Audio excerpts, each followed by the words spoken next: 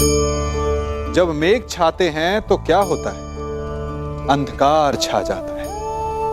मेघ गरजते हैं, बिजलियां कड़कती हैं, वर्षा होती है। सभी पशु अपने आश्रय स्थल पर जाकर छिप जाते हैं। मनुष्य अपने घरों की ओर दौड़ते हैं और सभी पक्षी अपने घोंसलों में जाकर छिप जाते हैं। परंतु एक जीव है जो गरजते मेघों को, कड़कती बिजलियों को, भारी वर्षा को भी हरा देता है। वो जीव है बाज। चूंकि वो समस्या की जड़ों से ऊपर उड़ता है। वो गरजते मेघों से, कड़कती बिजलियों से, भारी वर्षा से, इन सब से ऊपर। यही अंतर है हारने वालों में और जीतने वालों में। ये युद्ध हार और जीत का नहीं, समस्या और सोच का है। यदि आप अपनी सोच को छोटी रखेंगे तो समस्या बड़ी हो जाएगी, और यदि आप अपनी सोच को बड़ी रखेंगे तो समस्या छोटी हो जाएगी। वो कृष्ण तो मेरा रूप रखकर सबको भ्रमित करता रहता है। बहरूपिया मात्र है वो तो। उस कृष्ण का तो इस संसार में अब एक और शब्द वासुदेव के विरुद्ध मत कहना, अन्यथा क्या अंगराज? हा? मार डालोगे मुझे? मार डालोगे?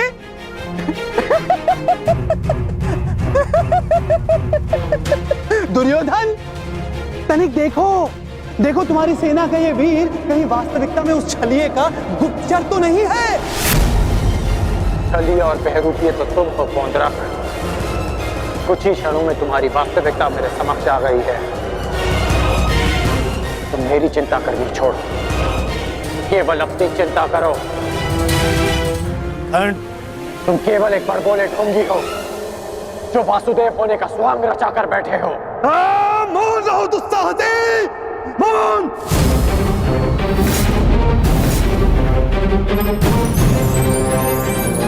तेरा इतना दुस्साहस कि तो मुझे पौंद्र का वासुदेव को ढोंगी कहता है, मूर्ख! शांत हो जाओ मित्र, शांत हो जाओ। पौंद्र, कर्ण का यह तात्पर्य नहीं था। मेरा यही तात्पर्य था। ये ढोंगी है।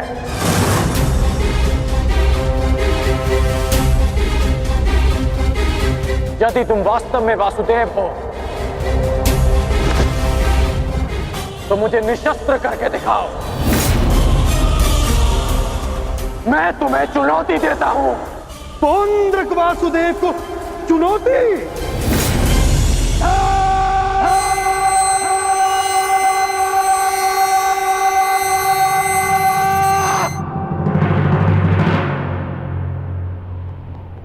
ऐसे खड़े खड़े देख क्या रहा है तू, मूर्ख? हाँ, मेरे साथ युद्ध कर। मेरे हाथों मरेगा, तुझे मोक्ष मिलेगा। हाँ, जिस प्रकार आज मैं तेरा अंत करने वाला हूं, उसी प्रकार मैं उस कृष्ण का भी अंत करूंगा, उस रणछोड़ का। जो रासलीला के नाम पर स्त्रियों को भ्रमित करता है, जो बाल क्रीड़ा के नाम पर स्त्रियों के वस्त्र चुराता है, जो स्वयंवर से स्त्रियों का हरण करता है, उस कृष्ण का पक्ष ले रहा है तू। उसके लिए तू मुझसे युद्ध कर रहा है। उस कृष्ण का भी मैं वध करूंगा, पहले तेरा, उसके बाद उसका। अब तुम्हें सीमा पार करती है।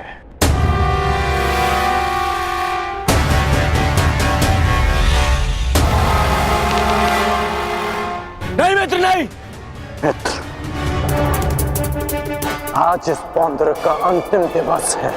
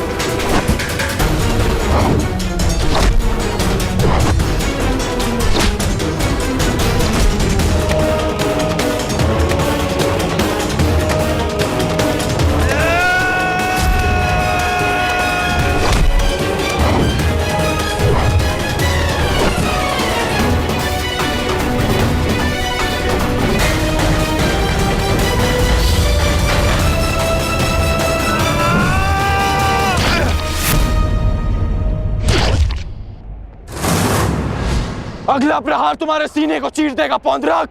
क्षमा मांगो।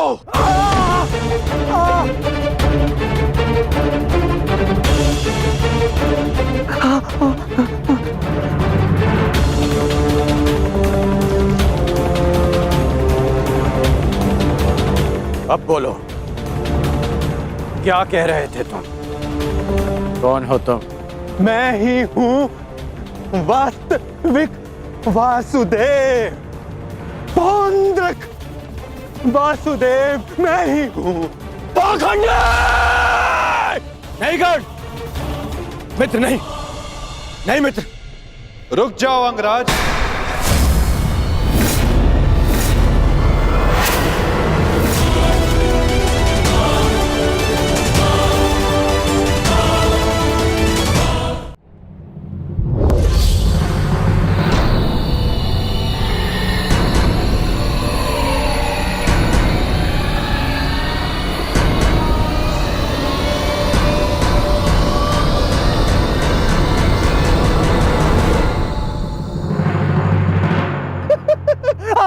आ गया तू, चलिए आ गया। अंततः वो दिन आ गया कृष्ण, जिसकी वर्षों से मुझे प्रतीक्षा थी। यदि अंत से पूर्व मनुष्य को उसकी भूल का भान हो जाए तो अच्छा ही होता है। अब तो तुम्हें विश्वास हो गया होगा कि वास्तविक वास्तविक वासुदेव कौन है। मैं ही हूं वास्तविक वासुदेव।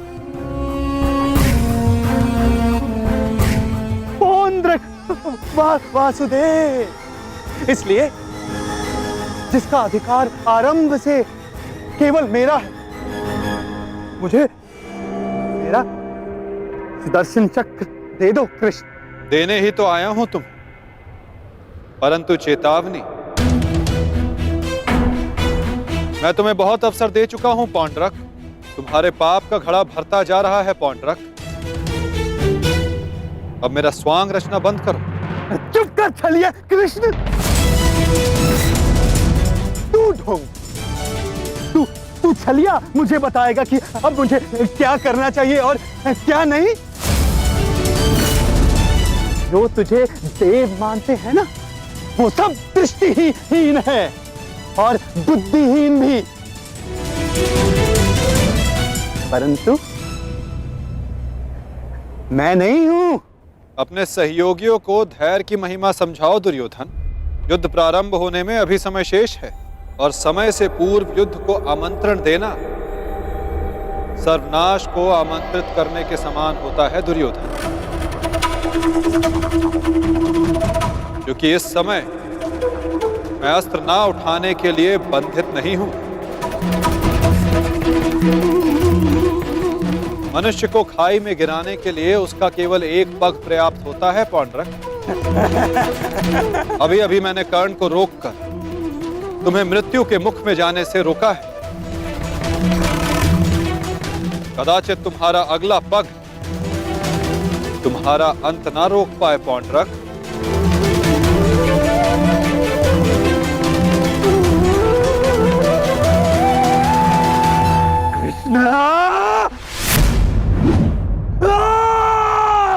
बंद कर ये भाषण छलिए।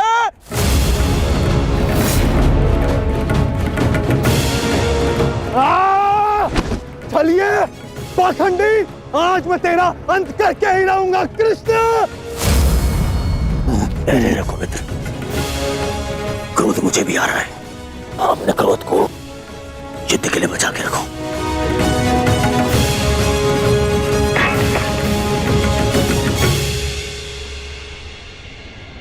ठीक कहा वासुदेव, युद्ध होगा, परंतु उचित समय पर और उचित स्थान पर। उस महायुद्ध के प्रथम दिवस पर मैं आपको उत्तर अवश्य दूंगा।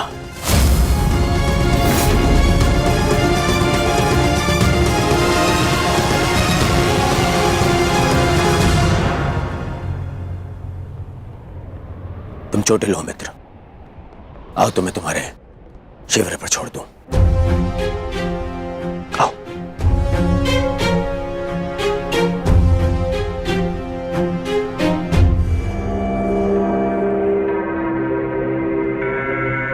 नेत्रकर्ण, तुमसे हस्तिनापुर पे भेंट होगी।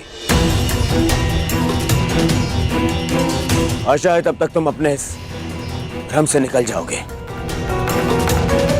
और तब तुम समझोगे कि मेरा चुनाव उचित था।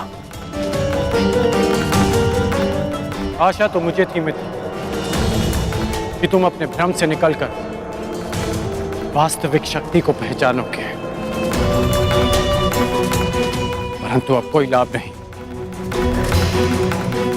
जो हानि तुमने स्वयं को और हम सबको पहुंचानी थी वो तुम पहुंचा चुके हो।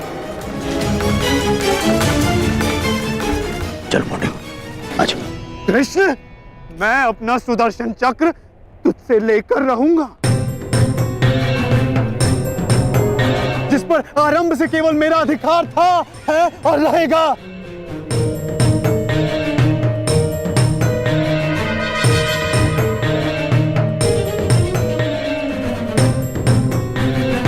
हेलो सारथी।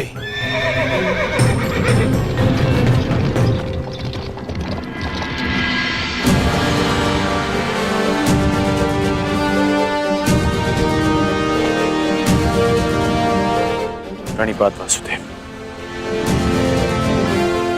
आज्ञा थे। इतनी भी क्या शीघ्रता मित्र?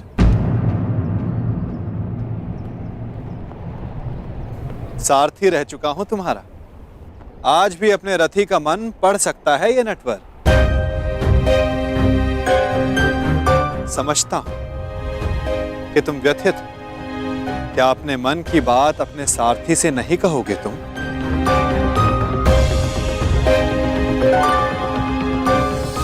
अपने रथी का मन आप पढ़ सकते हैं ना, तो पढ़ लीजिए। इसीलिए कहता हूं मित्र, तुम्हें प्रसन्न होना चाहिए। दुर्योधन ने उचित चुनाव किया, उसे शक्ति चाहिए थी, उसे मिल गई। नारायणी सेना अब उसके आदेश के अधीन होगी। नारायणी सेना में नारायण ही ना हो तो वो कैसी नारायणी सेना केशव?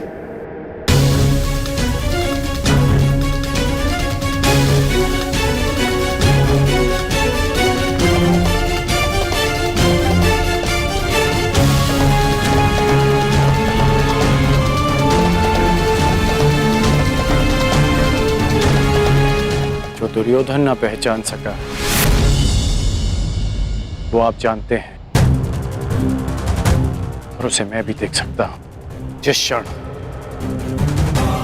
उसने आपको त्याग कर सेना को चुना, उसी क्षण उसने विजयश्री थाल में सजाकर पांडवों को भेंट कर दी।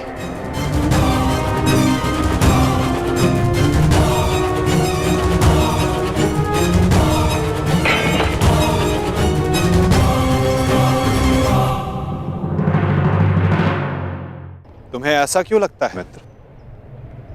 नारायणी सेना दुर्योधन के अधीन होने से उसकी शक्ति में वृद्धि अवश्य हुई है। तुम्हें नहीं लगता कि अर्जुन ने भूल की? क्या मिला उसे निहत्थे कृष्ण को चुनने से? जिसके हाथ के संकेत से सृष्टि बनती है और बिगड़ती है, वो कैसे निहत्था हो सकता है वासुदेव? परंतु सत्य ये भी है मित्र कि मेरे युद्ध में उपस्थित रहने पर भी मैं युद्ध नहीं करूं, तो फिर मुझसे किसी को क्या हानि और क्या लाभ? सबसे बड़ा अस्त्र तो आप चला चुके हैं, स्वयं को दुर्योधन के विपक्ष में रखकर। आप ही कहते हैं ना कि निर्णय ना लेना भी कभी कभी सबसे महत्वपूर्ण निर्णय होता है, कि हम पक्ष ना चुनकर भी कभी कभी पक्षपात कर जाते हैं, भले ही संसार ना देख पाए। परंतु मैं जानता हूं कि आपने पक्ष लिया है वासुदेव।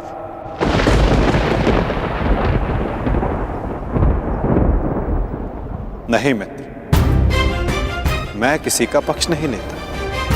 ना किसी को चुनता हूं, लोग मुझे चुनते हैं या छोड़ते हैं। मानता हूं कि आपने किसी को नहीं चुना, परंतु आपने दुर्योधन को बाध्य किया कि वो आपको ना चुने।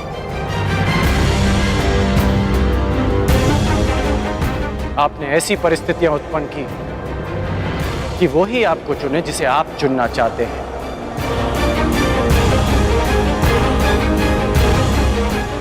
क्या ये एक प्रकार का पक्षपात नहीं वासुदेव? तुम्हारी यही प्रवृत्ति मुझे भाती है मित्र, और तुम्हें सबसे भिन्न बनाती है। तुम बुद्धिमान हो और स्पष्टवादी भी।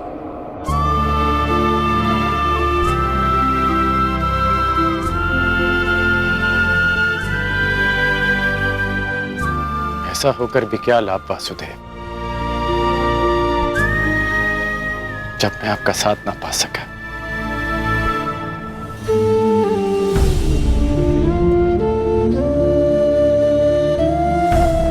कितने वर्ष हो गए हमारी भेंट को?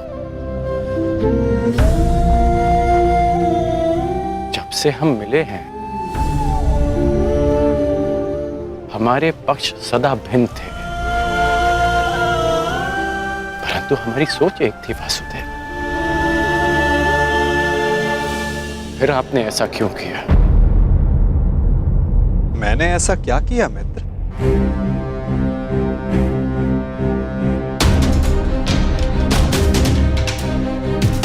आप सब जानते हैं फिर भी ये प्रश्न कर रहे हैं।